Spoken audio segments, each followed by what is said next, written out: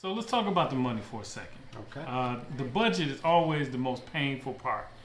How do you deal with it? How do you come up with it? You know, I mean, we don't want no pain if it ain't champagne. Well, let me say this. Coming from my CPA accounting background, as I watch the industry, terminology means a lot in functionality, right? One of the things that I caught on to is we use this word budget not completely accurately. All right, so let me qualify that for the audience because I really want people to get this because I think there lies a very fundamental flaw. Okay?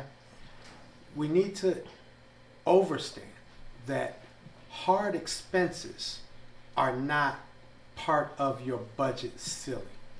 Hard expenses are necessary items that are encapsulated in the complete budget concept.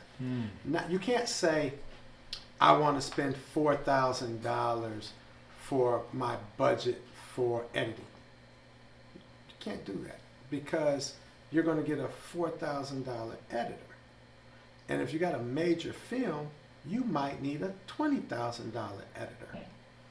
Point being, they're going to use a different software, not just Final Cut Pro. They're going to use Adobe. They're going to use more sophisticated methods in editing, right? So I think the first thing in budgeting we need to kind of comprehend is understand hard costs as expenses, not so much as a budget. Because when you use the word budget, you're kind of saying this is what you want it to be.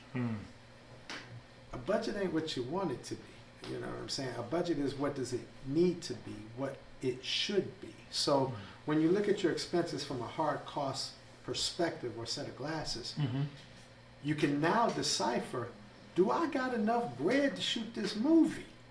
You know, because if you go backwards in your budget, in my opinion, start with post-production. Because if you run out of bread before you get to post-production, your movie gonna be not the best.